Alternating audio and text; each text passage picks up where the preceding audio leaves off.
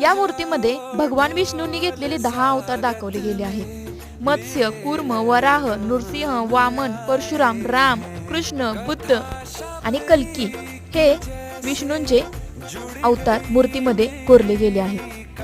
मूर्तीच्या एका बाजूला हनुमान तर दुसऱ्या बाजूला गरुड आहे. यामुळे मूर्ती आणखी आकर्षित वाटते.